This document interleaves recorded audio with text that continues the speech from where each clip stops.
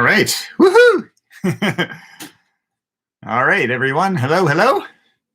We're getting this party started in just a minute or two. A little caffeine never hurt. And then we're gonna get this baby lit up, as it were.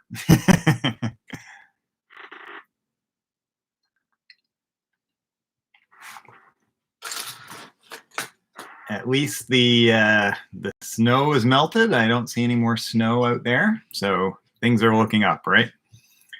It came, it didn't last, which is perfect. I don't know what the forecast is, but hopefully we'll get a little sun a little later today. Probably not today, by the look of it. I think that might be hoping for too much, right? You're dreaming there. Yes, I think I am dreaming too much right there. So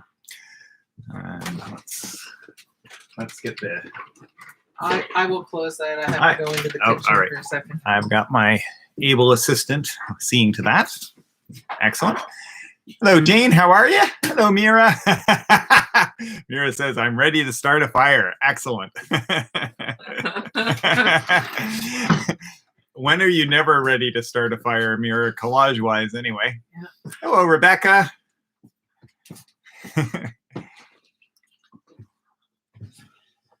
We had a bit of a frantic lunch hour. Well, frantic is maybe pushing it. But frantic lunch hour. Well, sorry. That's me again.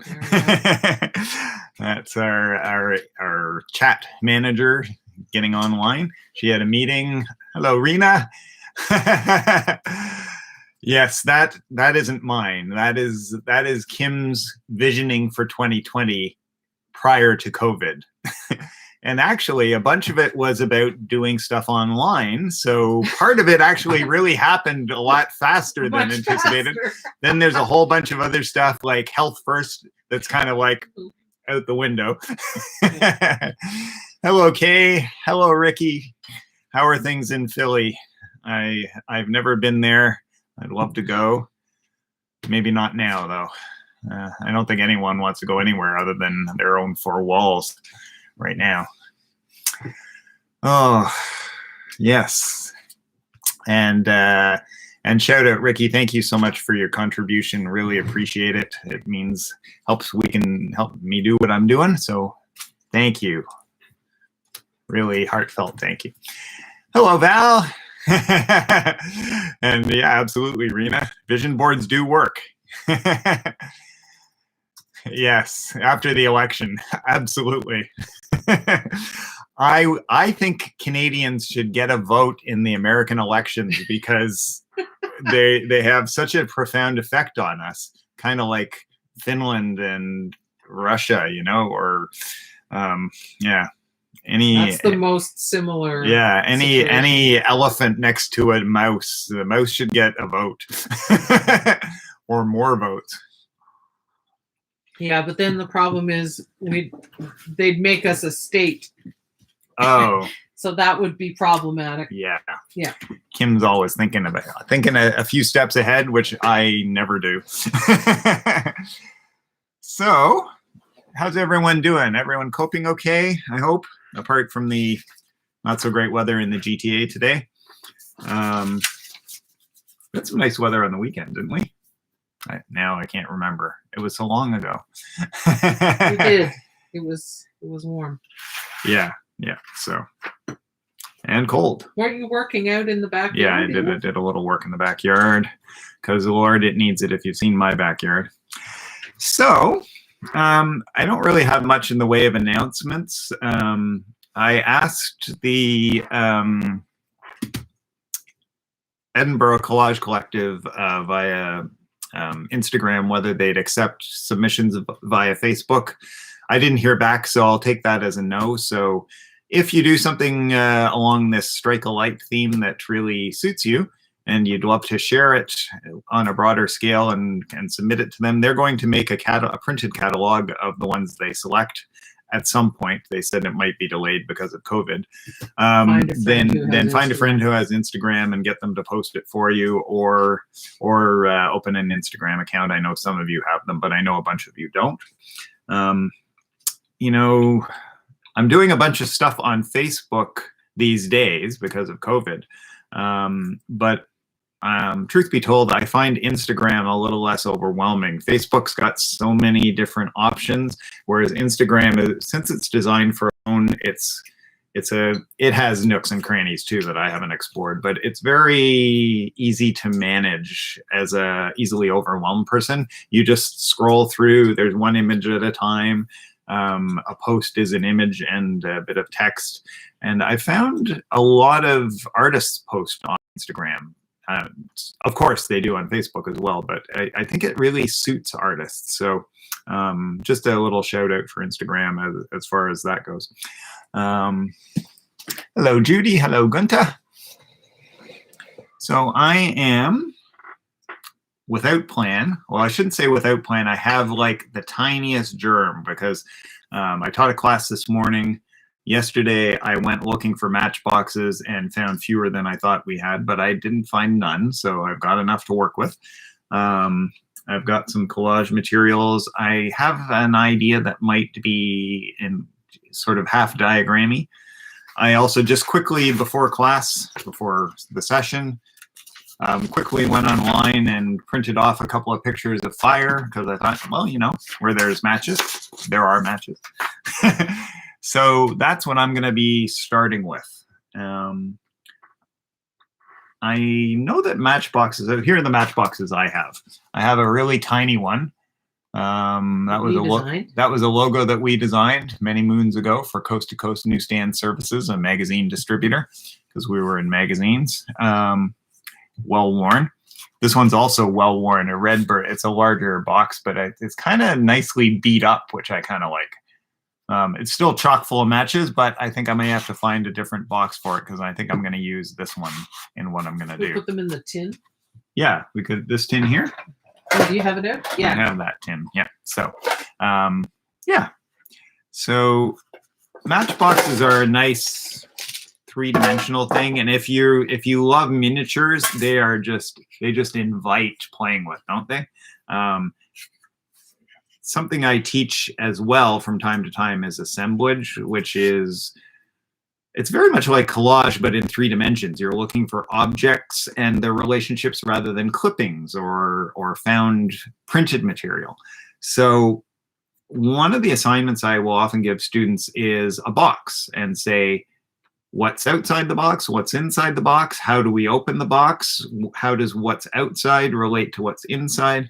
And all of that can apply to a matchbox on a tiny scale. Yeah, so I'm feeling flat today for whatever reason, like that I'm going to work 2-dimensionally, but there are a host of options 3-dimensionally too.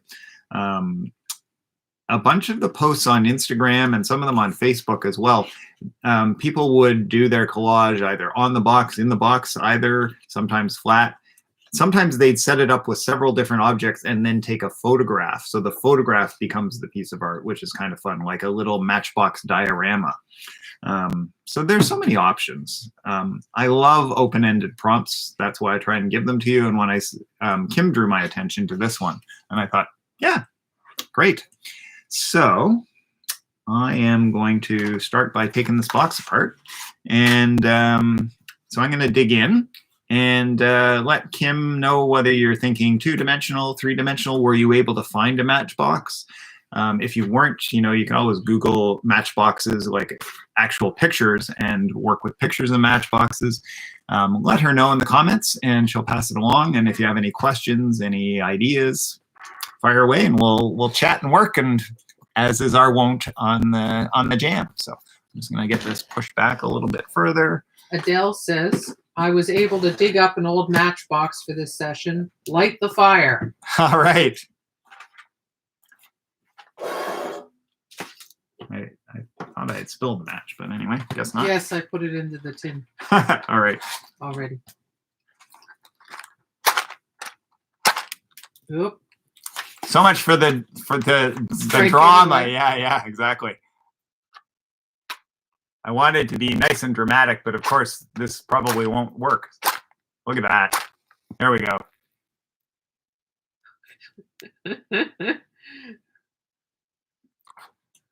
Let the games begin. Yeah, so you put all that smoke to deal with. Yes. Also, little pre-planning, like don't put that on plastic. I put it in a place that worked. Put that broken one in here. My health and safety Officer. officer, yeah, making sure that there will be another collage jam right. next week. That's right. I want to come back. All right. So I was thinking, Lord knows, I think it's just the leftover of diagram that I am going to flatten the box out into all its facets, like as if it were before it was assembled, and see where that leads me. And I'll just give an artist reference on that kind of work, which is, I mean, obviously Robert Rauschenberg did some of that, but my colleague at the Redhead Gallery, Peggy Taylor Reid, did a whole conceptual series based on packaging and flattening the packaging and the shapes of packaging. And so maybe Kim, you can post her website. That's actually what was stuck in my head. I knew I had seen it somewhere, and like, I was a graphic designer, so occasionally we would design packages. That wasn't our niche, and you have to know once it's folded all up, you get this three-dimensional thing, but how do you make the piece that it's going to come out of? There's a whole art to that, art and science to it. I've always loved that. And I find that fascinating, and I think it's Peggy's work that I had in mind. So tip of the hat to Peggy. Thank you. Yeah. This box is very pedestrian in terms of its flattened shape. It's still interesting. But when you get a box that has like a taper, or it has different facets, or different fastenings where it folds together, sometimes you have the tabs that have the little pieces that hook, and then when it's flat, those become very interesting. This one's going to be a little less so, but it's where I'm going to start. So Mira says, I am doing some sort of installation.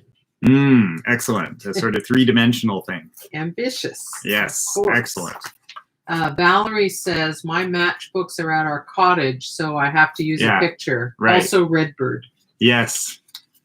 I think I've bought these, we don't smoke. We do a bit of camping, so we need matches upon occasion, right? But one of these 250 lasts like years. Forever, right?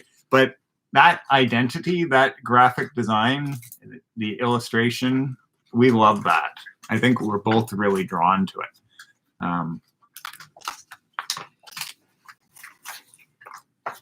And I bet you if you did a Google search for Matchbox design, just like cigarette packaging used to be, it still is, but now they put gross images on them, which you can't blame them.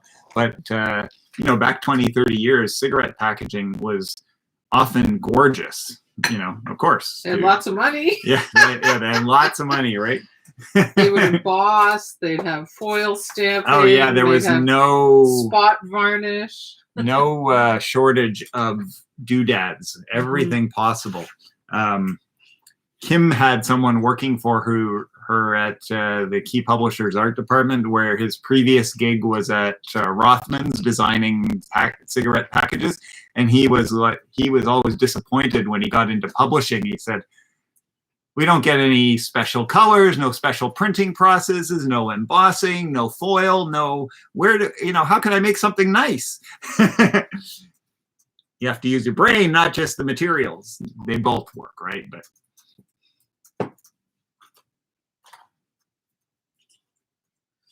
okay, Rebecca says, I couldn't find a matchbox, so I'm still trying to figure out what to do. So I suggested she should feel free to use any box or a photo of one, or to draw one. Yeah, exactly. Sometimes the prompt's just a starting point. The prompt is just a starting point, absolutely. And sometimes the fact that you don't have this leads you to another idea that might be ultimately more interesting. If it's, oh, I don't have any red. How'd I run out of red? I'm going to have to make a painting without red. I've never done that. Oh, but now I have a painting that looks completely different than the rest of my paintings because I don't have red, right? So challenges are opportunities in disguise is basically what I'm driving at. Gunta has a question. Fire away, Gunta. Cal, is it considered amateur work if I can't quite make pieces meet when they're glued down? No. Frankly. It depends, right? Like, yeah. How does it look? So, and it's true. It depends. Everything depends, right? So if you're really striving for a super precise piece, like an artist piece, and you've got all kinds of perfect alignments. Oh, they're just so, I spent ages making sure they're just right. And then there's one that's just a little bit off. It sounds a dissonant note. Whereas you can say, I'm going to embrace the fact that things don't quite line up. I'm going to see these little edges peeking through. Everything's going to be a little bit off. Then it is part of the aesthetic. So it really does depend, right? I'm just trying to get myself in the picture here, and this might be too low, but we'll see. So really, it does depend. I love precision, but I also love slightly imprecise because it makes me feel like, oh, at least there's a little bit of room to breathe. So I always aim, for me, and this is my standard, not anyone else's, for sort of precise with a bit of wonky. 90% precise, 10% wonky. That said, when I put something that I really wanted to be straight and I actually didn't get it quite straight, it bugs me like crazy, but that's my nature. Mm-hmm. Kim would say, that's perfect. So, well, and is also the fact that it's different than your intention, a specific intention. Mm-hmm. Right? So, let's get caught up here. Elaine says, I heat with wood, have lots of matchboxes. Right, yeah. Wish I was closer, I could pass them out. That would be amazing, Elaine. Yeah, that's great. Kathleen says, hello, I found my images online and in a magazine. Yeah, exactly. Good. Great. Yay. Joy says, she found the bottom of a matchbox. I guess in some ways, this is the bottom of the matchbox. It's sort of like the drawer, right? Yeah. Yeah. That's right. Jane says, I've actually used a matchbook as it seemed more suited to what I needed to do. Yeah. And I must confess I completed it because I was driven. You'll understand when you see it. We'll post after our jam. Excellent. And so are you going to start another one? Are you going to chill out? Do match? I can imagine her chilling out. Really. Yeah, no, I think Jane does things in series anyway, so I bet you she's on to the second match or the last match or the next match. Joy says, remember the Eddie Match Company in Ottawa? I remember Eddie Matches. Yeah. I'll use the Matchbox bottom to start with. Good. I'm just wondering if any of these matches we have are actually, yeah. Is that Eddie? Yeah, Eddie Match Company. Product of USA. So much for the Ottawa part. Either they sold out or something. I don't know. Maybe it was finished in the USA. We were part of it. And sometimes that's. Kim. Yes. Can I help you find something? So just inside my door in my studio, I have black paper. It's a stack of a bunch of different colors. One. Yeah. Could you bring me a sheet of black? That'd be great. Sure. Thank you. I have the feeling that black is needed.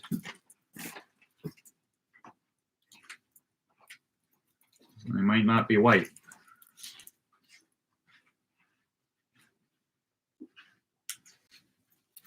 don't know why I'm looking in there. I've got all these pieces here. So I'm thinking fire colors, right?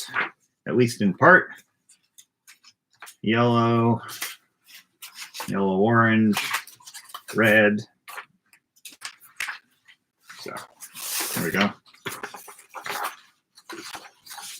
There we go, all fired up. Oh, that looks so nice. Doesn't it? Yeah, especially because I'm cold. Better get my sweater back on.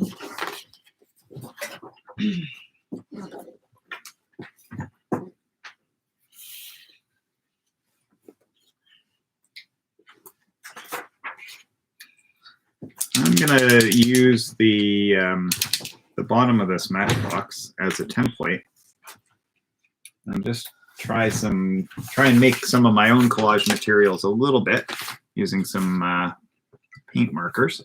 Molotov, the premium ones. Yeah, Molotov's the best, y'all.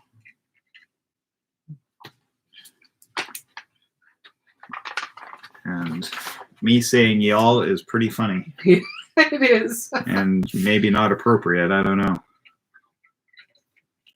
At the very least, it's uncharacteristic. Uncharacteristic. That's a charitable way of putting it. Well, there are lots of people who use it as a matter of course here. Yeah.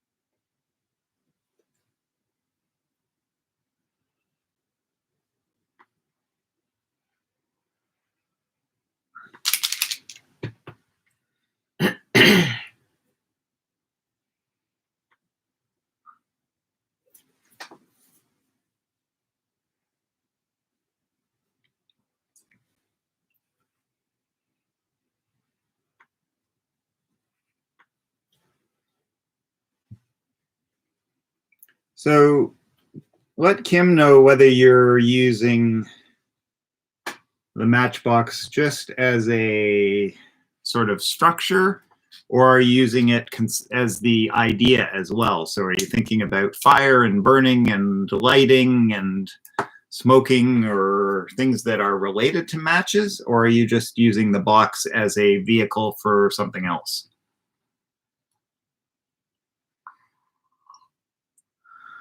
I'm thinking of it as at least in part subject as well, but we'll see. We'll see how that actually pans out.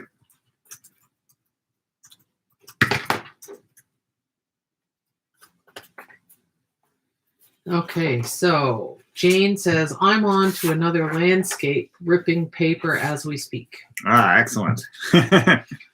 Ricky has a question. Fire away, Ricky. Are you using simple school construction paper, or is it a special stock?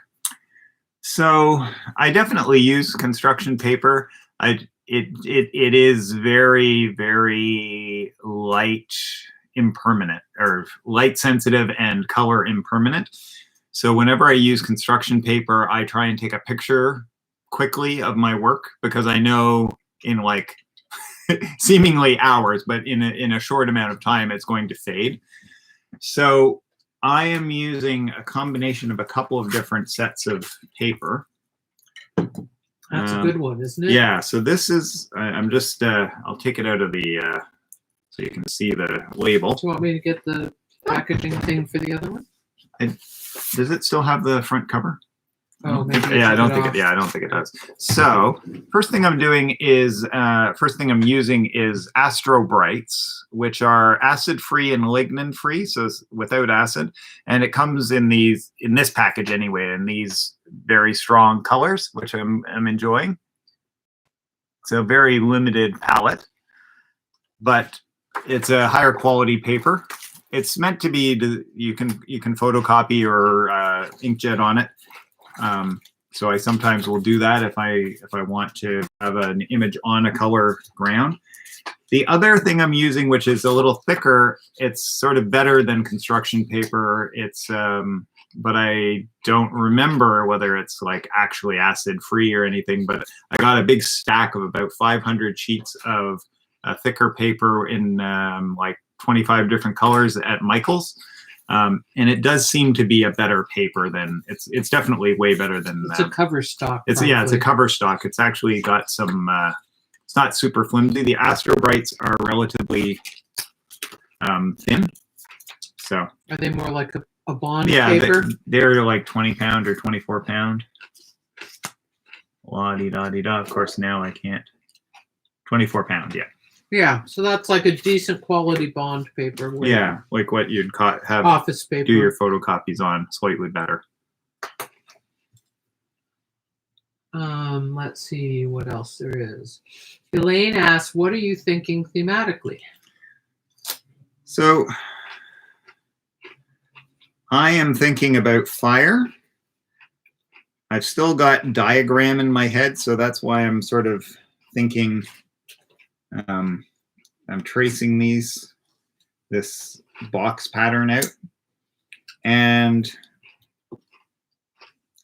I really haven't got beyond that. I'm also thinking about a few experiments. This, for instance, is a tracing using. Sorry, I'm losing my mind. The Molotov masking fluid. So it's designed to be a resist, so I can then put something over top and then peel it off. So I'm not sure how well it will work on this paper, so it's going to be an experiment. But if it works, what I should be able to do is paint, and in this case, I'm going to use other paint markers over top of that. And then once that's dry, rub it with my finger to reveal a black line underneath. We'll see. In fact, thank you for the prompt. I'm going to, since that's dry, I want to do a few repetitions of that same shape here before I go on to more. So maybe I'll offset it a little bit and do another one, and maybe offset it again and do another one. You might find that that's absorbent paper and you need to seal the lines before you put the masking fluid, but we'll see. Yeah, well, it is designed. It works well on watercolor paper, which has a certain degree of absorbency, but maybe not as much. It has sizing too, though. Yeah. See, she knows all this stuff. It's just a switch I turn on. Rebecca points out that the term y'all is perfectly gender neutral. So yeah, I guess an advantage to it in that respect. That's true.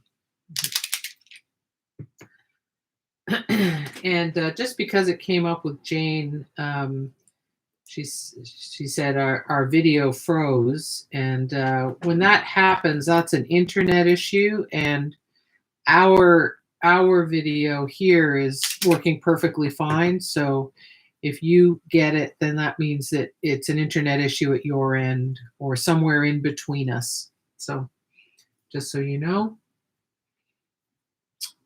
Rosemary has joined us. Hello, Rosemary. Welcome along. And Sparkle Girl is Kay, right? Yeah. So Kay says, I have a bunch of old souvenir ones, so I'm trying to figure out what I'll do with them. Seems like a fun way to preserve them. And you might also want to, if you have a copier, you may or may not, but we have an all-in-one printer and copier, so you could just throw it on the glass and scan, or if you or photograph, take a photograph of it and use either the photograph, or you may think, okay, I'm ready to just use it, but I want a record of it before I trash it or make it or elevate it, depending on how exalt it. Yeah, it depends how the piece works out, right? You might be like, okay, I'm going to take a picture of this. And now I found that when I need to let go of something like something that I enjoyed, or like a worn out shirt or something that I really love, and I really have to pitch it, I'll take a picture of it, and I may never even look at it again, but it kind of lets me let go of the actual thing, so that if I have a record of it. Kay likes that idea. Yeah. That's a good idea. Joy says her box is a Duraflame with a picture of a flame on it. How nice. Yes, I can picture that, because they did those fireplace logs, right? With the impregnated in with all that probably toxic stuff that made them burn so well. And I can picture that like it's black packaging with white type or yellow type, and then the really bright. Well, it may color. have changed. Yes, so, no, that's the one I'm remembering. You're remembering. I'm old though. Lillian has joined us. Hello. I can't say hello, Lillian, very well. And if memory serves, she's from the Ottawa area. Ah, welcome aboard. I hope she doesn't mind my mentioning that. We're all going to be in Ottawa next week. Oh, wait, no, I guess what? we won't. No.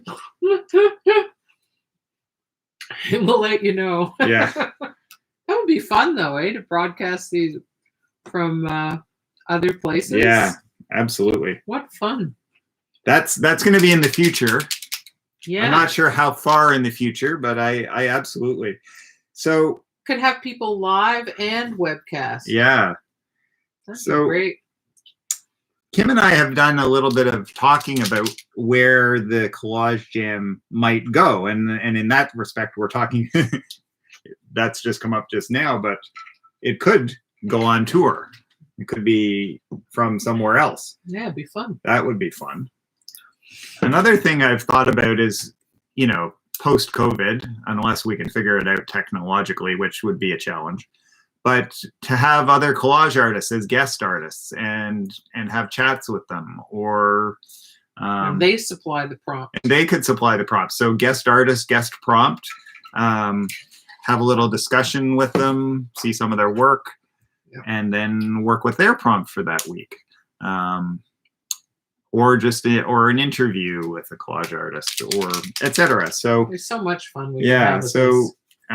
If you guys have any ideas, you can put them in the comments, but also post them on the Facebook group, because the comments are harder to go back to. I guess I could, though. We still have a record on YouTube. So yes, okay. Yeah. So that's fine too.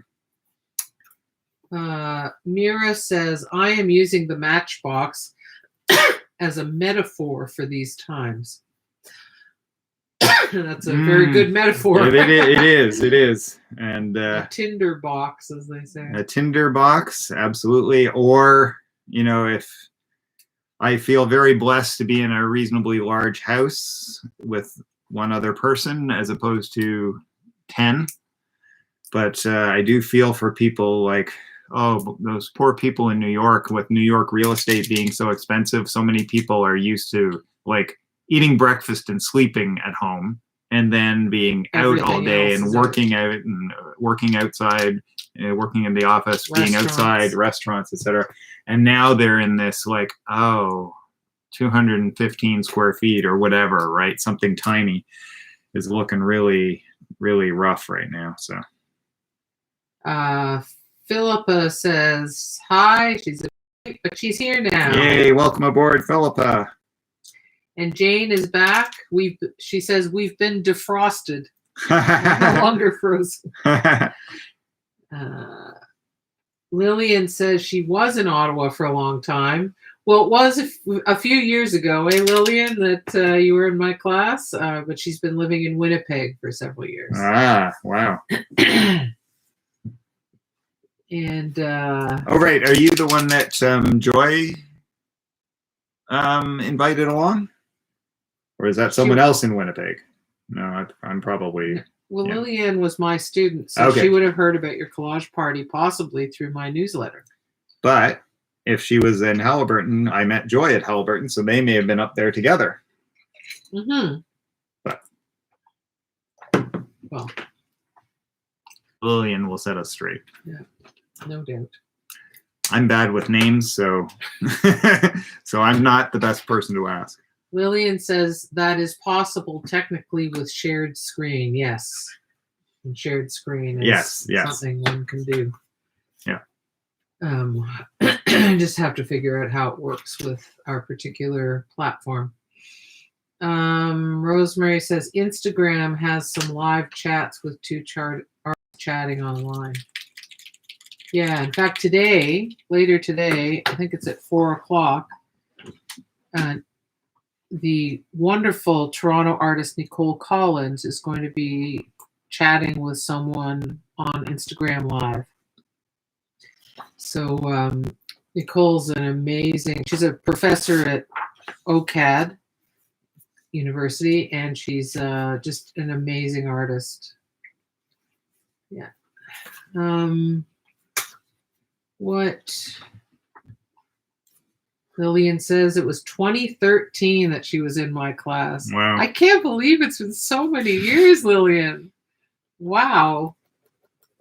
It seems like half that time ago.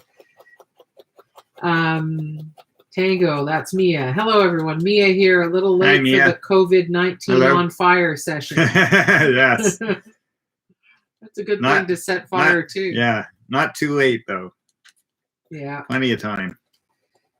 So Lillian just clears that up. Joy and I went to Halliburton every summer since 2002. Okay. That's such a great thing to do, you guys. Wow.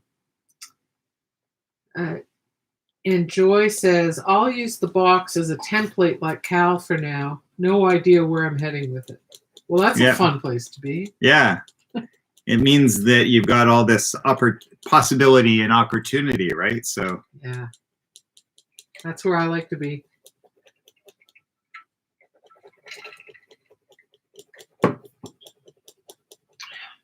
Yeah. And really, beyond the idea of flattening it and sort of still having some sort of diagrammatical idea, I don't have any idea. So I'm making a bunch of components, and then I'll just see how they play together. That's quite fun, the multiple tracings you do.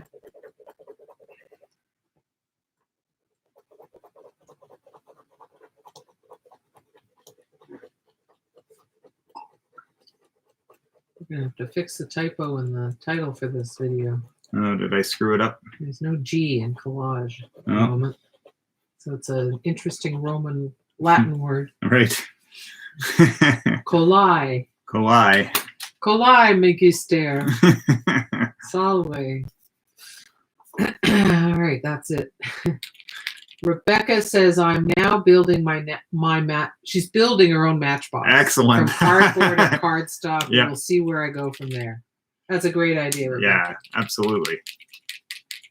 Jane asks, what are you doing now? Scribbling on the edges? Yeah, so scribbling the negatives. So right? Yeah, so I did a linear tracing, and now I'm doing a scribbled tracing. It's kind of try and get it so it shows a little. No, that's angle it a bit. There we go. But again, no idea yet. I'm just making stuff that I will then see how it plays. I think that's a really interesting point, Cal, when you said that in passing. You have no idea yet, and yet you're doing. Yeah, it's something I actually really believe in, because I get in my head and then I get stuck and I never start. Whereas if I just start, I start seeing things, I get ideas, and maybe I started off in this direction, then it has to go back over there because this is more interesting. Now, I did give it literally a few minutes thought, and I thought, we don't have many matchboxes.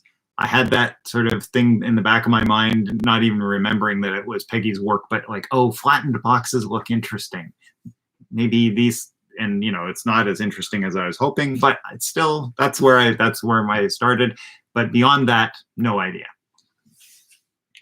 You just need you need the first couple of breadcrumbs on the trail, and that gets you going. And then it's like, okay, well, now that I've got to the third breadcrumb, things look different than when I was at the first breadcrumb, because I progressed this far. I've had a little something to eat, and where do we go? I like the breadcrumb term, because I was thinking about the the idea you had of tracing and rotating the tracings and tracing some more, or scribbling outside. Those are like idea morsels or tidbits, which are more like breadcrumbs, as opposed to, I don't have any idea what I'm doing, means you don't know what you're doing overall. You don't have the big picture idea. Yeah. And that's fine. You don't need a big picture idea if you allow yourself to just follow little tidbits one after another, like you are doing. That's why I wanted to talk about that. When we were graphic designers, you would have to gather certain number of elements that you would work with. So you could think about those in isolation first. So to design something, you would need to figure out what fonts. You would need to think about what colors.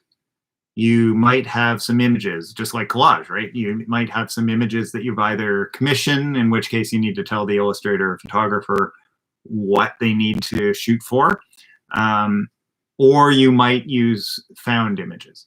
So in that way, I'm thinking about type by itself as it relates to the project. I'm thinking about color, and I'm thinking about images, and I might also think about textures and some other visual things. But sort of, and then you start bringing those things from their different places together, and you may still change. You're like, oh, okay, now that I'm here, I think that texture has to go out. This font needs to change. That image I thought was going to be right, but then you start bringing them together and seeing how they play. So right now I'm making components, possible components, and I might end up spending a whole bunch of time on this one and not using it. 5 seconds on this one, and that becomes the basis of it. And that's just the nature of the beast. It's part of the fun too. Yeah, right? Yeah, exactly. All right, let's get caught up here. Tango is Mia. Mia, hiding in my kitchen door, I found some Canadian-made matches by Coughlin's with the cutest drawing of a camper in a canoe waving red maple. No idea what to do with them yet. Something will come of it. Yeah. Mira says, I'm wondering whether to go for less is more or go for more is more fun. It's fun to play both ends, isn't it? Yes. Yeah. Mia also says, Cal is so right. I just have to start. As soon as you've started, the shoulders come down. The grin starts to happen. The channels open. The channels open, exactly. It's like you can start breathing again. In fact, the word inspire comes from breathing in, right? You are breathing in oxygen, which is a life-giving force. And so that's what inspiration does.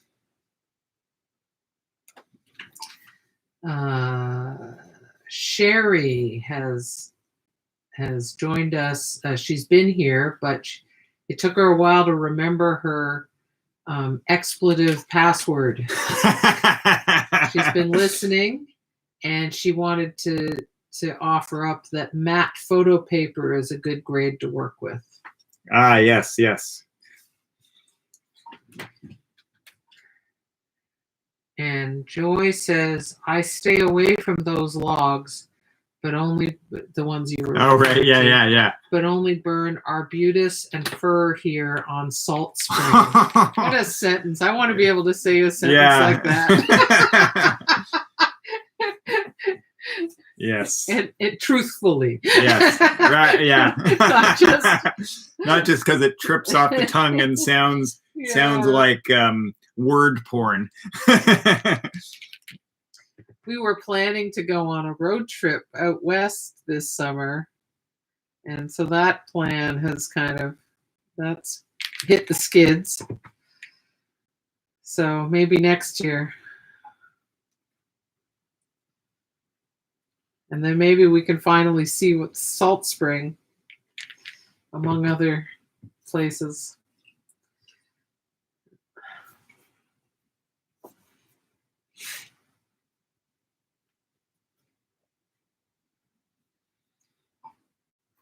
I really must photograph that board and then wipe it off. I've had quite a few questions about it, and because people look behind me and say, "What's with that?" That's like seeing a tiny fraction of my brain. Yes, Kim's brain is tiny. wonderful and frightening place to be. It is. It makes the internet look small. If I could have whiteboards like this end to end the length of our house, that would be a good start.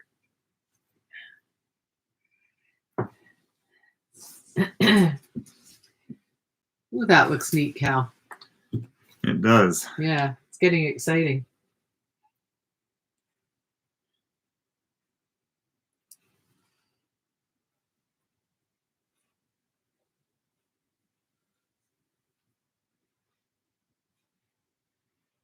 And Joy says, yes, Lily and I were together in Halliburton. Right. Yeah. Sometimes the magic works, Yeah. sometimes not so much. So. Well, it did this time. Yeah.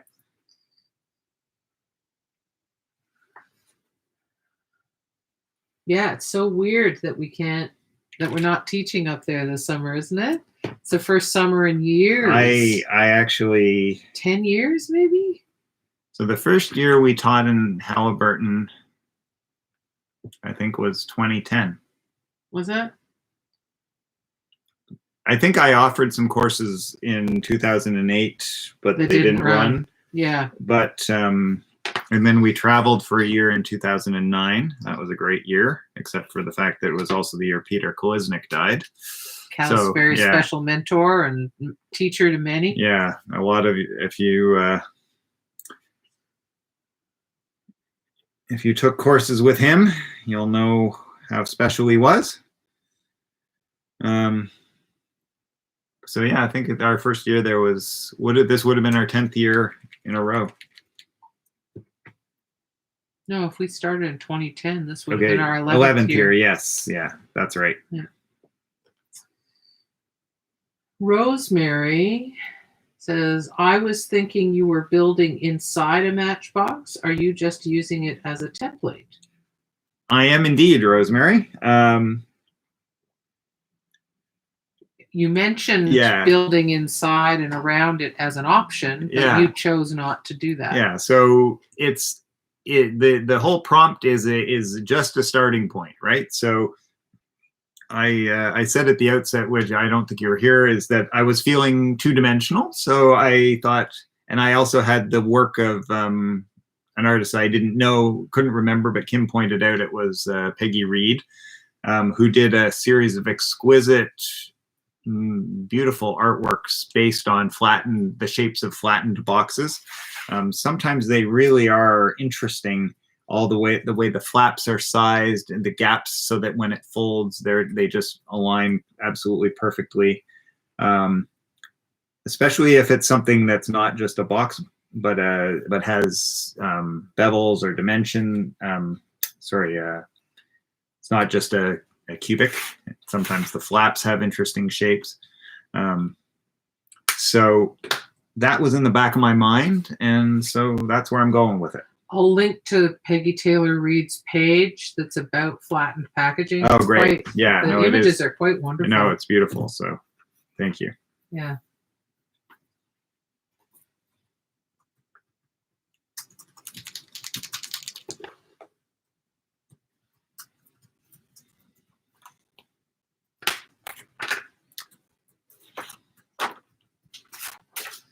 Sometimes I think the fact that glue or paint needs to dry is my best ally. I was going to put another color on this, and I thought, okay, but I'm going to wait for the white to dry first. So I thought, okay, well, yeah, so I need to put that aside. It means I can do something else on this other one. And it allows me to just like cycle between things, which is almost always a good thing.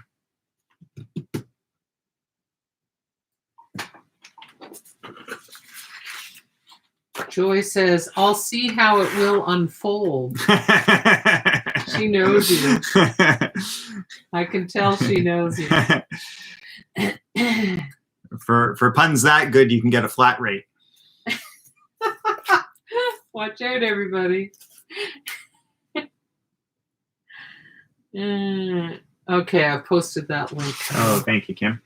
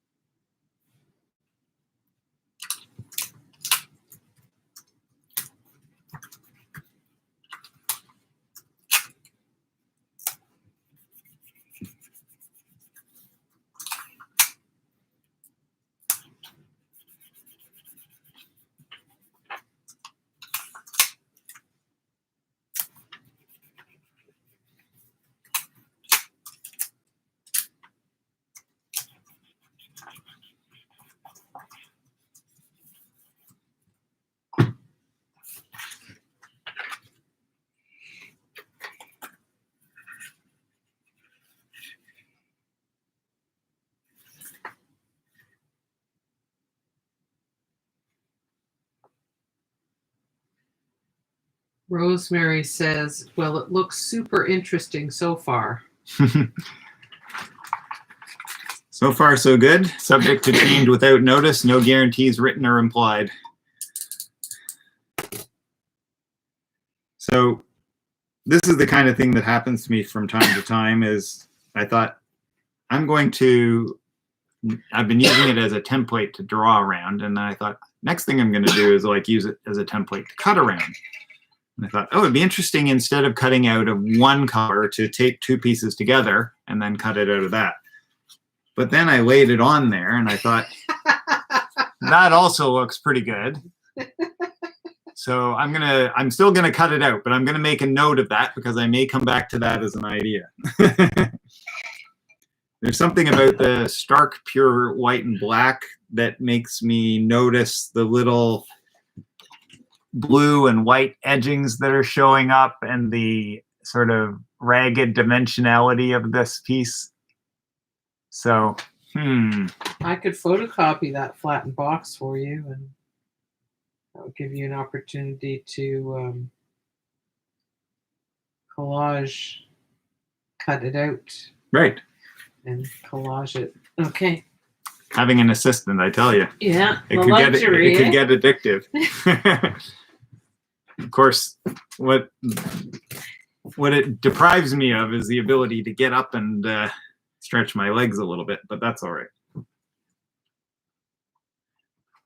I have no doubt you're going to stretch your legs.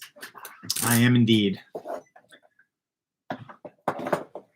After the jam, I will do some sort of a workout to move my body that has been sitting in front of my laptop since 9:30, more or less. All right. Well, while she does that, oh, right, I don't have my template. I can't use that. That won't take long. It won't. It's printing as we speak. Yeah.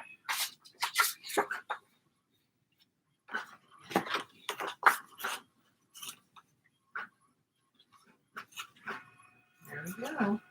Oh, and it looks nice. You can see the crinkles and everything. Oh, excellent. Yeah. I hope you didn't want it turned the other way. It didn't occur to me to ask you which way. Don't worry about it. In fact, it's better that I don't control every last aspect. Right.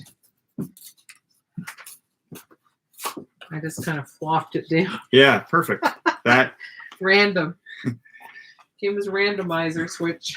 When you are a control freak, guilty as charged, it's good to throw yourself some curveballs. So Kim said, oh, I should have, you probably heard her, but just in case you didn't, she said, oh, I didn't ask you which direction you wanted it copied or which side. And I said, don't worry about it. I'll work with what you give me. There's an artist with an Italian name who I can't remember. Describe something. And he did these text pieces that he would sketch out, and then he would mail the sketch to carpet work. He was working in Italy. He mailed them to Afghanistan to carpet makers without a color diagram and just say, make a carpet of this. And then he'd get back a carpet with their color choices of his sketch. Fantastic. And so there is a collaboration of chance and beauty. And they were, he would do, the only thing that comes to mind, of course he did lots, but was the Italian for confusing but not confused or something like that. These funny little phrases. And then to see it immortalized in this tangible carpet would be... That's great. Mia says, Cal, the Matchbox cover is beautiful. Yeah, isn't it? Well, I think she might mean the cover. Oh, yeah. This is pretty great, too. Yeah. I might need to photocopy that. Yeah. It's striking, isn't it? You're really lit today.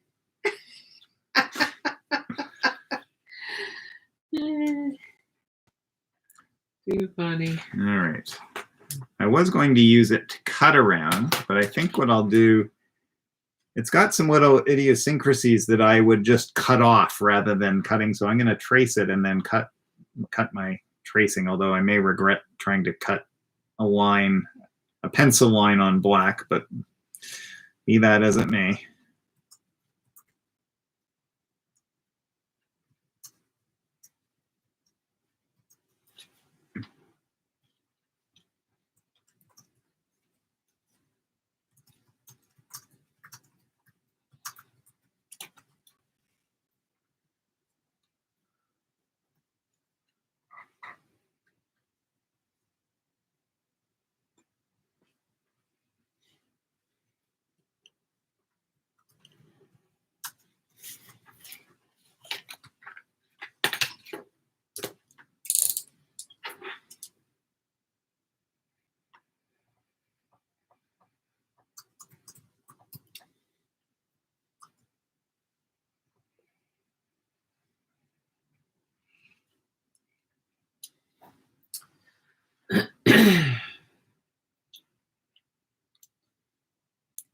So one thing that occurs to me as I start to cut this out is if I take just a moment's thought, which I sometimes don't remember to do, and I cut just a little more carefully, I can cut so that I will have two pieces rather than one.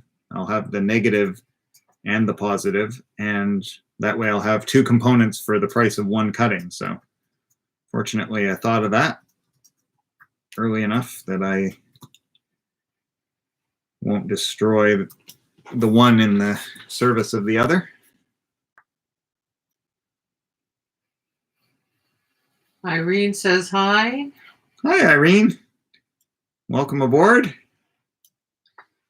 I don't know. I replaced the dots in the web link, and people are having trouble seeing the web link. I replaced them with the bracket dot, you know. Do you see it? It says Peggy Taylor Reid. Look above that. Is there anything from me that has a link?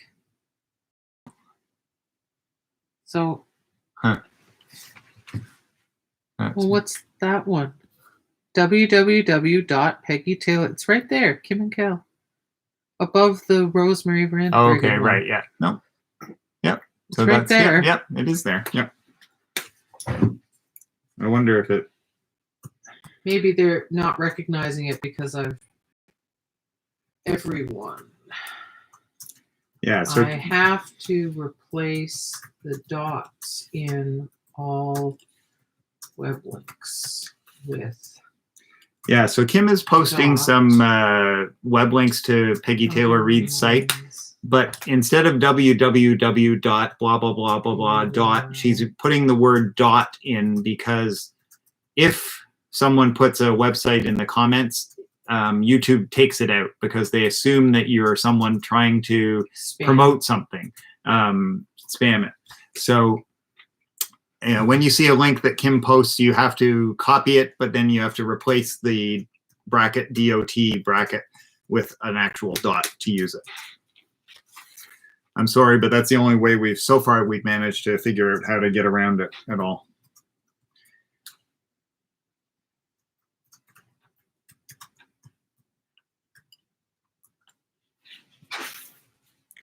I guess, Kim, if we could both log into my account, that might work.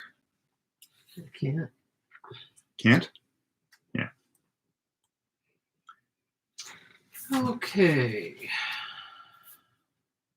Let's get caught up here.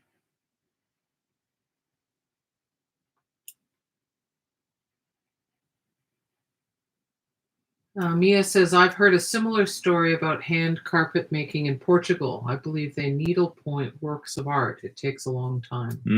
Wow, yeah, needlepoint wood. That's amazing.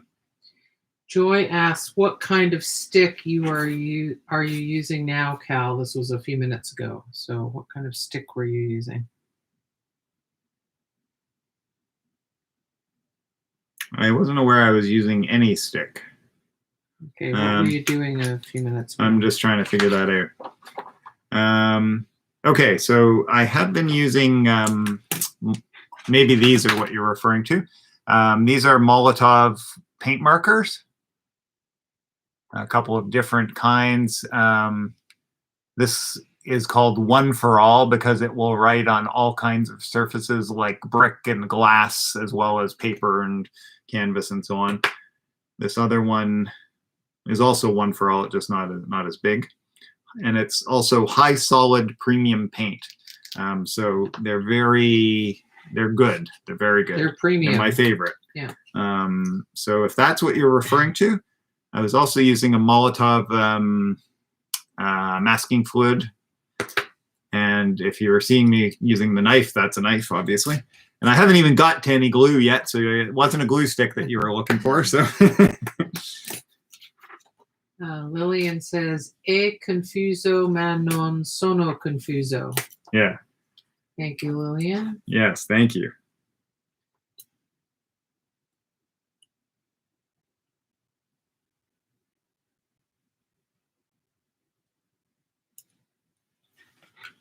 Rosemary found her website with her name. Excellent. But just FYI, any links we post in future, that's how they have to be done. So don't look for it to look exactly like a link. If it starts with www and then has dot written out, you know that that's the link I'm referring to. Joy says, "I miss Halliburton. It offered so much to so many in so many ways. Plus, we met both of you, and that's why we're here today." It's true, and it's arguably one of our favorite places to teach because it's adult summer camp. Everyone there has got the biggest grin pasted on their face. They're getting to spend all day, every day, doing what they love with people who are feeling the same way, right? So it's super special. Joyful. Yeah, it is joyful. Irene asks if there will be a replay of this collage jam later There today. will indeed, yep. There always are, unless there's some horrible technical glitch. Unless we messed up. Yep, exactly. Yeah.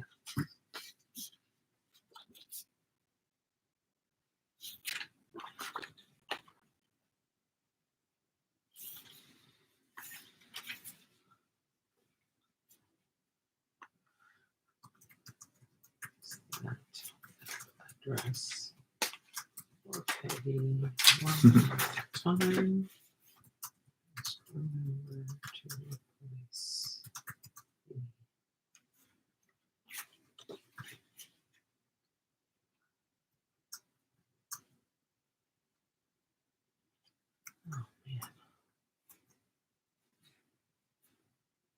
Oh man.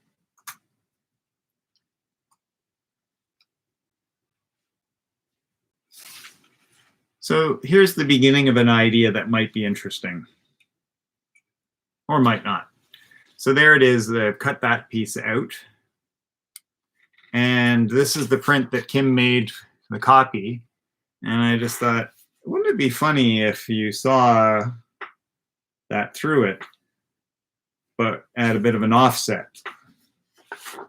So that's kind of, I'm not sure, not showing that well, but there's something interesting there.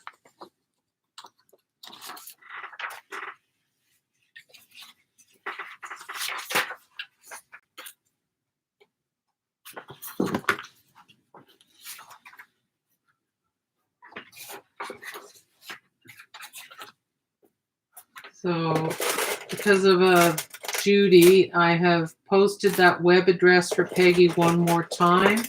Excellent. With a reminder to replace square bracket dot square bracket with an actual period. So you just copy it, paste it, and replace those two dots.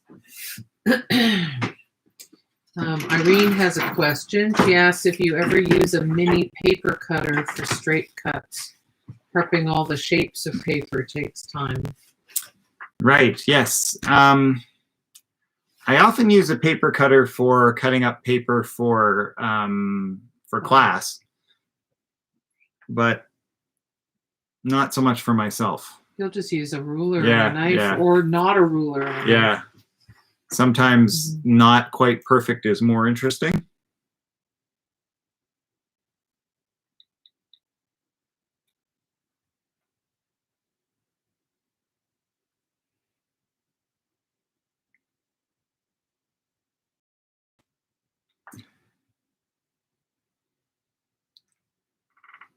I just had a little thing I wanted to do, a little playful thing, so I thought I'd do it, which is to take a picture of a bunch of matches spilled on top of my linear drawing. It's like a little cross-training thing.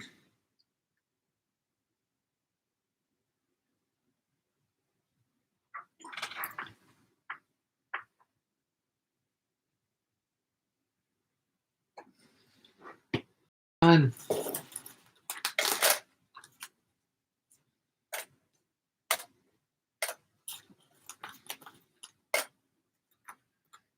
You know, that photograph makes the drawing look like a floor plan, an architectural floor plan. Yeah, it does have a bit of a floor plan-like feeling, doesn't it? So now I'm curious whether this, I think it will work on black. I probably have a scrap of black somewhere. Yeah, there I do. Yeah, you can even use this. Yeah, although this is more absorbent, so it's good to. That's a yes. So, Gotta love Molotov. Yep. So that's out of shot, so maybe you could just hold that up so people can see your little test. Why do I love Molotov? Here's some black paper. Absorbent paper. Absorbent paper. And that's the fluorescent orange writing on it. Now, this one's a little more see-through because I was holding it up like this, but if I give it a little priming and then I'll do it again, I can even watch it soak in a little bit. So it's actually kind of interesting. But it is sitting on top pretty nicely with a little bit of the black showing through, which is kind of nice. And it's funny, you know, when I look at it on the monitor as I hold it up, it does not look fluorescent because fluorescent does these things that technology can't capture. Your eyeball can, but the your eyeball can capture it, but the camera can't. It has something to do with the paint absorbing more of a spectrum of light and then sort of re-radiating it all out at the same frequency. And the in this case orange, that cameras or scanners can't it gets some ultraviolet, a little bit of the ultraviolet bandwidth into it. Right, exactly. And that's why it's so ultraviolet extra. We can't see, but ultraviolet light hits this and it takes that ultraviolet light, shifts it over into the visible and re-radiates it out with the orange. That makes the orange seem even more intense. So, but technology can't capture that. Irene said, nice about your photo. Joy says, you are now all fired up and ready to go. I am indeed. Mia says, it looks 3D on my screen, the photograph. And Ricky says, the photograph is amazing. Yes, the photograph is nice. I was quite enjoying that. Sherry wonders if you can smear your paint marker line. You have to do it quickly. Yeah, right? you would have to do it quickly because it's absorbing into the paper pretty quickly. Because this isn't, it's not like watercolor paper. It's not sized. Is that what? Yeah. Yeah. It, but I'm sure you could. Mia says, what were the white lines made with? White Molotov pen? Yes, that's right, Mia. So a paint marker. Yeah, it's all paint marker. Except the blue, which is the, I'm losing my words today, the masking fluid. But it's hard because it feels like it's part of the composition now. It really does. And now they've got orange in there, especially. It is the nature of masking fluid. People think, okay, I'll put the masking fluid down and then I'll peel it off later. And then they see the color of it. It's this nice blue, and then they think, oh, I'm gonna leave it. And that's masking fluid. It's not really meant to be left, but sometimes people do. Yeah. Just because it can be pretty laborious removing it too, I must say. Yes. Depending on the surface it's applied to. I'm going to try it, but I'm not sure how that experiment will go. Yeah.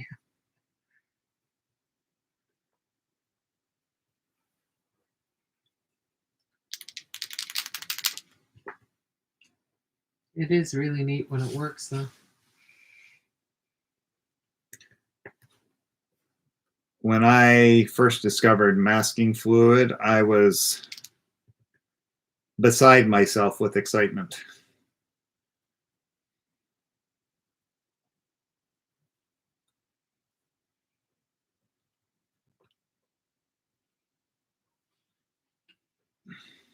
It's coordinating nicely with your sweater.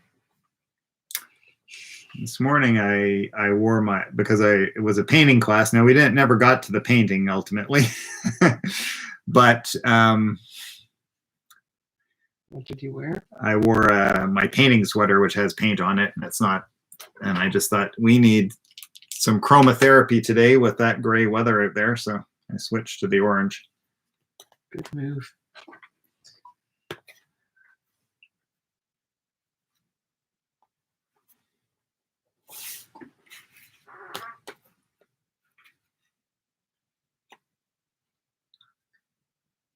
Well, Mira, I think Cal's going for the more is more.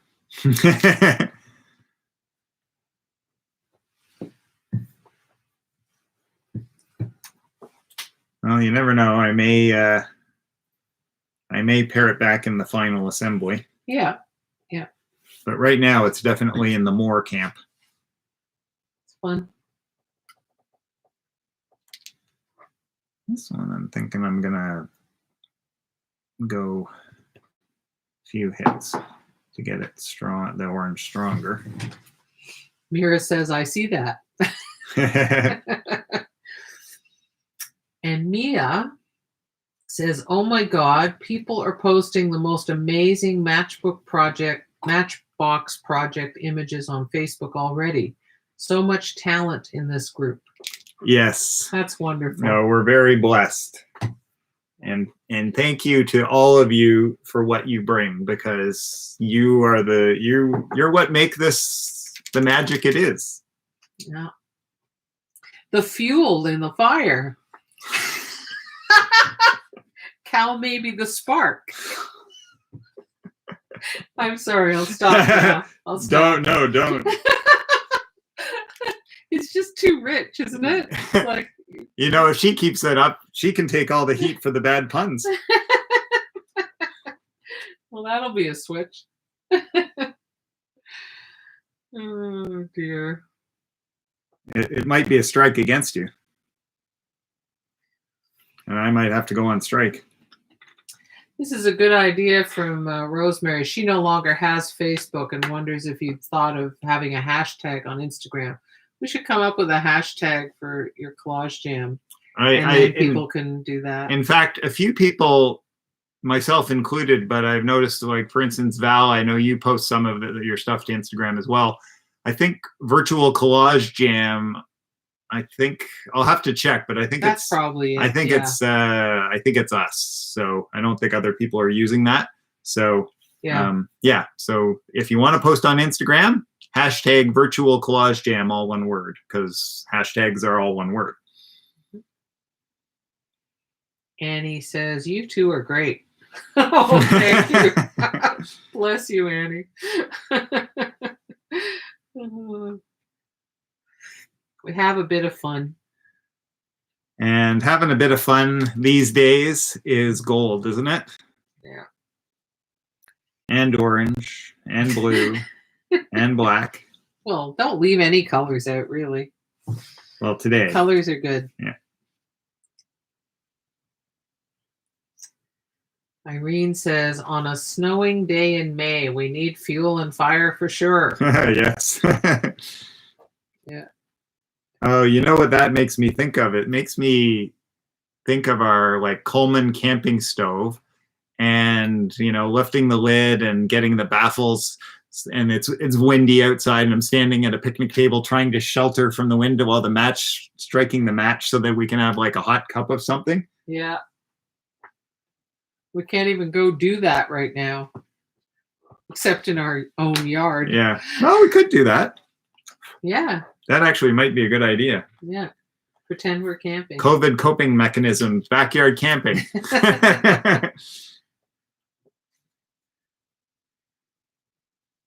Here, I'll put the hashtag in the chat. Let's see whether hashtags work. They might also be a problem in YouTube, but we'll find out soon enough. No, it shows up on yours. Good. Yeah. Well, that's good. Mia had to run to the door to thank by waving a delivery person. That's why she missed the hashtag. Ah, right. So I've put it online. In the comments? Yes, in the chat. Yes. Rosemary said, I just checked. LOL. I have even posted there. COVID brain. Let's blame everything on COVID. It deserves it. You won't be the first, Rosemary. I can't tell you how many times things like that happen to me. It's like, oh, I already figured this out. I came up with the answer and then I've forgotten. So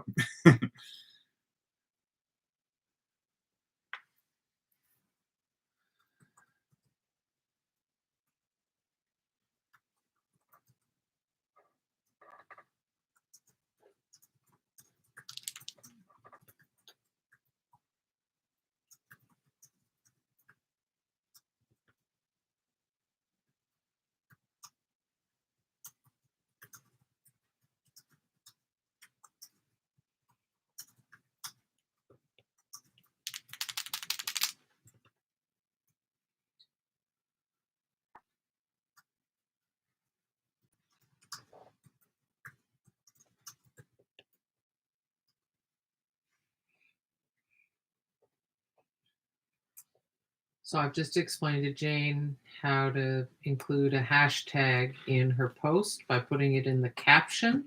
Yep. And that you have to include that hash symbol, otherwise known as a pound symbol, otherwise known as a number sign. And there cannot be any spaces or punctuation in the words that follow. yeah. So and why do you put hashtags in Instagram? Because hashtags, you can search for a friend. You can type in their name, or often people go by a different name on Instagram, so you need to, but they'll often have their own name too. So if you search for Cal Honey, you'll find them. But you can also search for any sort of search term that people use as a hashtag. So for instance, abstract painting, hashtag abstract painting. And then you'll see any post that someone has put that hashtag on their posts. So in fact, as an artist, thinking about, okay, I'm posting this piece of artwork, look at it and think about what might someone searching for something find this useful. So for instance, with my work, I will often put collage or collage artist or text-based, because I do a lot of text-based stuff. I will put Canadian artist. I will put contemporary art, contemporary artist, Toronto art. But it will often depend on the piece too. So, or the dominant color, for instance. So it helps people find your work when they're searching a hashtag. So they might be interested in like, oh, I want to see some inspiring typography. So they do hashtag typography, and anyone who's hashtag that will show up in their search results. So here's a suggestion too. Visit Cal's or my posts, I use lots of hashtags, as you might expect.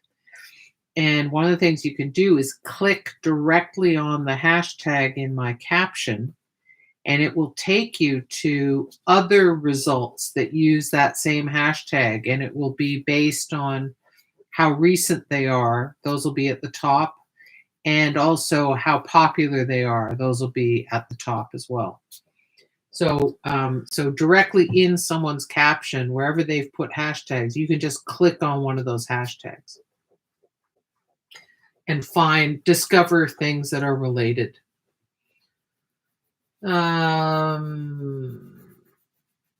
Annie says, started something earlier, but no matter how far one puts anything, a child, even at 16, will find a way to knock it down, LOL. We'll just post what I had before it all blew down. Should have used brick. Wow. Yeah, that's dear. A challenge. That's a sad thing right there, but Mia says, I am reluctant to get Instagram because it wants my phone number. Is there a way to get around it? Anyone? Thanks. I am going to mention something about it needing your phone number. And one of the reasons for that is actually for your security, which is that you can require that anyone logging into your account has to have, it's called double authentication. So you can sign in with the password, but then what they'll do is send a code to your phone that you also have to enter before you can access the account. So I understand your reluctance of sharing personal information, but it's actually that double authentication is something I use with some of my accounts, like email accounts and some other things, in order to make them extra secure, because you know, you hear about accounts getting hacked. Well, usually when they get hacked, they get a lot of passwords. And if all they have is the password, but you have double authentication set up, they actually can't get into your account. So that is the going thing in terms of improved security. So, of course, do whatever you wish, and you can look at things on Instagram even if you don't have an account. So it was just easier for me to say that, Mia, than to type it all in. Yes. And Kim is our resident tech girl, so she's much better to explain these things than I am. Yeah. So. So I want to show you guys this piece in progress. So the first thing I did was I laid down the blue lines that are the frisket or the masking fluid. And so what I've done now is I've removed the frisket from the bottom half, and it's still up on the top. So you will see there in some of my orange and white paint lines, you'll see gaps shot through back to the black, and that's where I've removed the black. And that was the intention, to sort of have a little more distressed feeling to the orange and white lines. And so when I rub these blue lines off, I will have that same kind of feeling down there. All of this to make what I hope will be a useful piece in my collage, but who knows? I may end up like doing all this work and doing something with those pieces. You never know.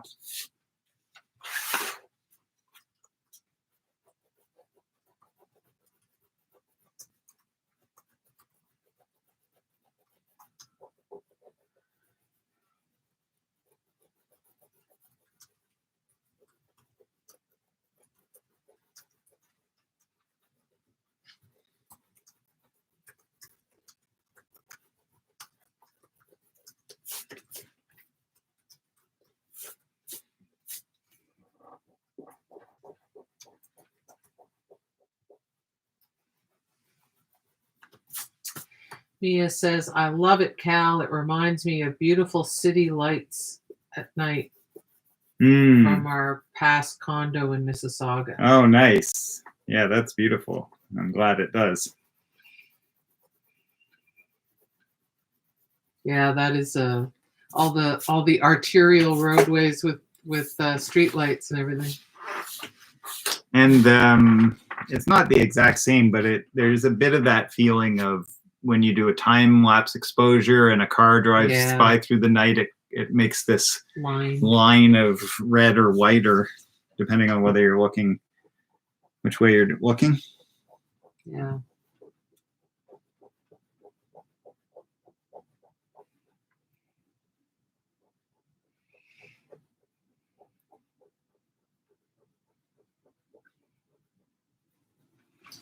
I am a line junkie, I must say. You are. I love lines.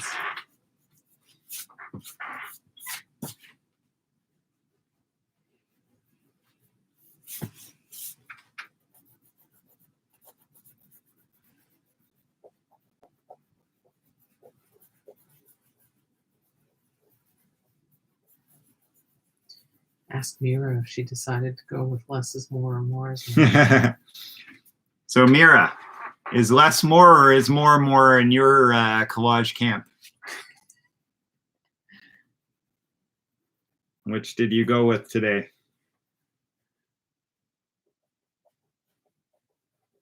In an area that's not removing. That's fine. I think I may have. Mia says, we used to live on the 16th floor and had the most amazing view of the city lights, the lake, and the CN Tower in Toronto. Wow. Yeah. That would be spectacular. It would be so romantic too. Like turn out all the lights in your room and look out at that. Just look out. Just point your chair at the view, and that's worthy of a scene in a movie, right? Have a glass of wine and play some music. Ah, yes. As the heroine and her buff boyfriend look out over drinks over the city skyline. Oh, good. Françoise has answered, I'm on my 2D. The was more, the 2D is less. Ha, excellent. Good. More is more and less is more. When Françoise was in my less is more morning class, so she's going on both. She's doing everything, and she's doing extra work for her more than required for the class. Mira writes, one half is less, the other half is busy. That'd be fun. That will be fun. It'll be fun to see these in the Facebook group. Joy says, I'll send you some sun and heat. It's 20 plus degrees out here today. Oh my God. You mean it's May on Salt Spring Island? Yeah. We had a little taste of that, but now I don't know what it is. It's like 4 degrees, I think. Yeah. And it was -2 2 days ago, right? Like, yeah. And I just found out a couple of friends of ours are going to be retiring soon, and their plan is to retire to Victoria, in big part because of the climate. Yes. That's not the only reason, but that's a good one. Mia says, of that spectacular view. Yeah. It was like the living room view in Bosch's $1 million house in California. Only the view, not the $1 million house. Too much Netflix, too little art. Right.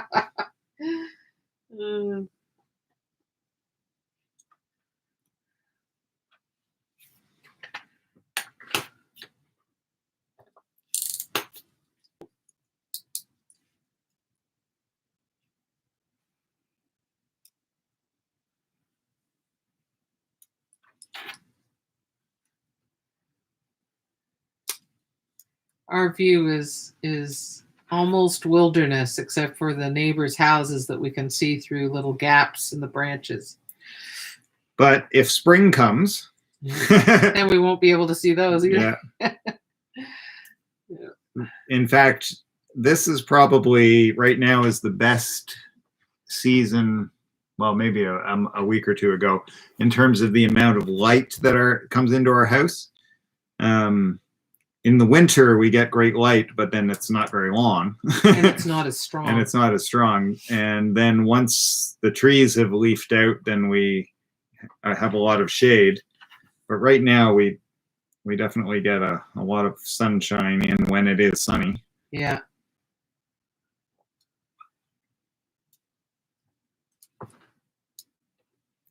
So let us know what your, a few of you have already, Francoise and Mira. Mira. But let us know what you're cooking up. What aspect of Matchbox you're playing with. How you're playing with matches, as it were. Mia says, Joy, I'm jealous. We had 1 inch of ice and snow. Val says, my neighbor is out in a winter coat, hood up, gloves on. Yeah. And with reference to you describing our backyard, Mia says, you are so lucky. Nature is the best view. You must also get the amazing sounds that go with nature. We are blessed to live in a very good neighborhood for cardinals. Ever since we moved in, we've had cardinals are probably the most frequent bird we see, I think, which is very extraordinary, and we're very blessed. There just seems to be in this neighborhood a lot of cardinal action. Successful breeding from that patriarch that used to come to our feeder. Yeah, we used to see this one male cardinal who always looked scraggly. Very scruffy. Like he had some kind of bad mange, but we kept seeing him year after year after year. And raising young. Yeah, so he was obviously successful despite his plumage being looking a little worse for wear. He must have had a sexy song.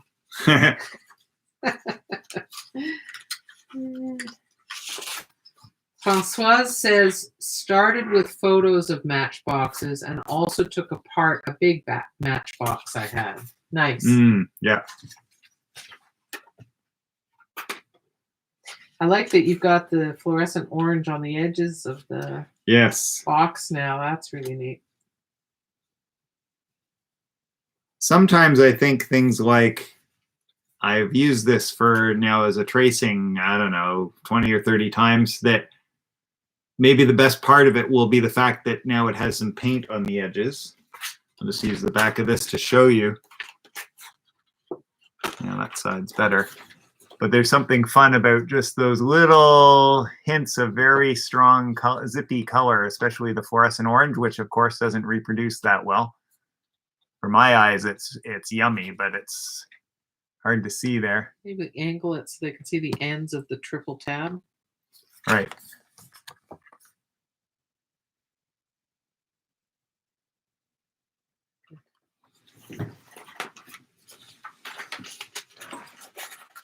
Yeah, that was good. Seeing the ends of the triple tab. Okay, yeah. Thank you for the prompt.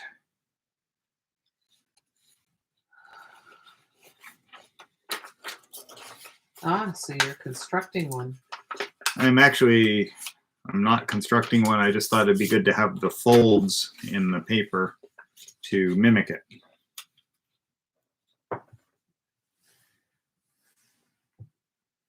Rebecca says, now I'm making match people to go inside my matchbox. She's playing matchmaker.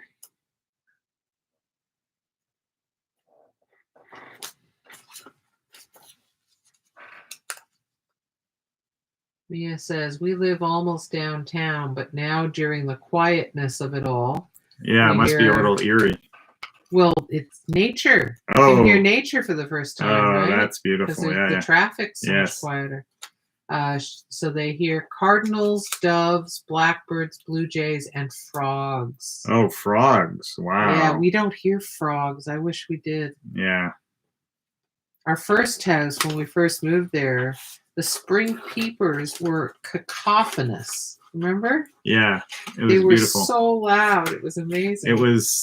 It was beautiful and sad because the reason they were there is because we moved into a brand new development, and so there were places where they hadn't built the houses yet, and there were, rainwater was settling in the depressions and temporary ponds, and that's where these beautiful, just like so loud and beautiful, these spring peepers were. And it's just like, you just know that wasn't long for this world. Well, I don't think we heard them the next year. No. And that's another thing, actually. We have taught in Halliburton, I have at least in May. And that's beautiful up there when you go past and just hear them just singing their hearts out.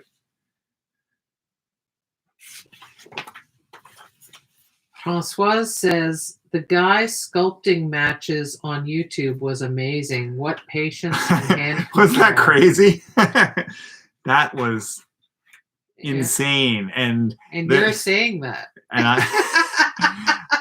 I love that they asked him, or he mentioned that a surgeon suggested he use a scalpel, and he said, no, it's too blunt. It's too, it's not sharp enough. It's too blunt. It's too. So what does he use? He used to use razor blades. So this is a clip from 1970 or something. And he would snap them, like he'd put them in paper and snap them sharp, so that he could have the cutting edge and a really fine point. Yeah. Yeah. That's why he thought a scalpel was like an axe. Yeah, exactly. A blunt instrument, right? Oh, that's funny.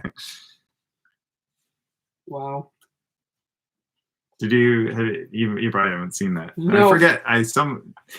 You guys send me the best things. I forget now. I'm sorry who sent that to me, but thank you whoever did.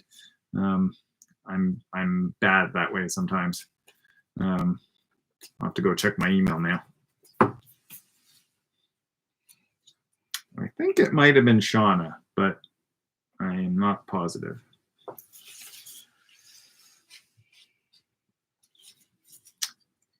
Mia says, totally insane and cannot wait to see the final result.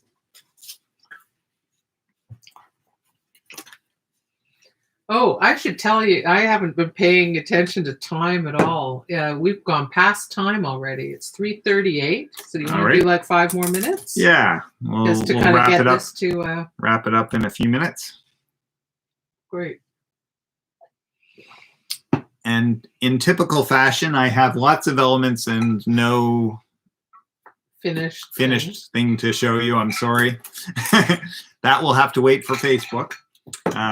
I have lots of irons in the fire, or cardboard boxes in the fold, or whatever. I don't know what the phrase. Fire. Yeah, yes, exactly. I have interesting elements, and now I need to make something of them, but I'm not sure what that's going to be yet. So.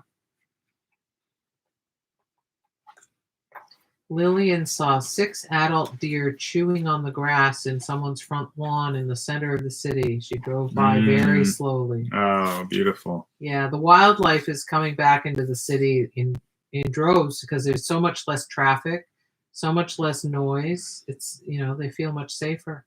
That's a beautiful thing to happen.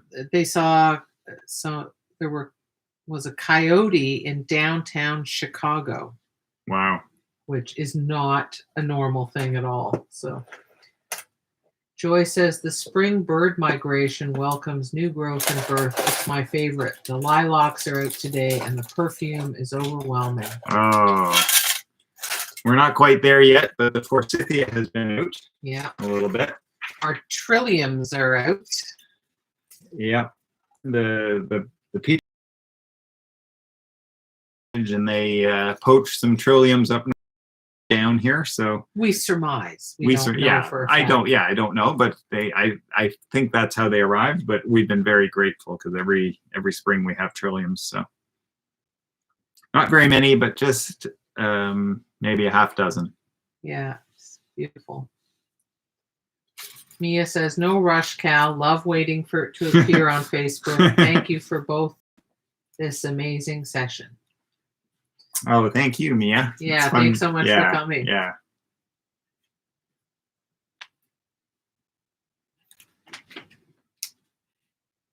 That's kind of fun. Yes, it is. It's like a match barcode somehow. Yeah. It's full of intervals, right? The little slots cut out of the cardboard, the matches. Is that a white line you drew on or something? No, it's the gaps in the photocopy. Yeah, I'm going to take a picture of this because obviously it's not, none of it's glued down. But there's something fun about this.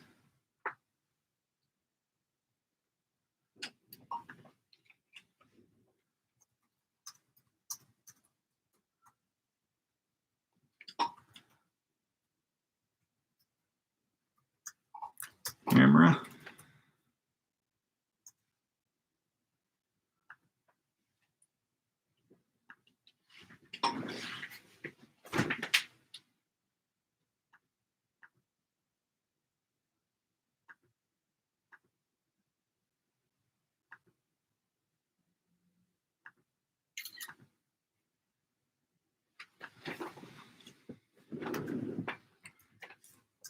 I love taking pictures along the way.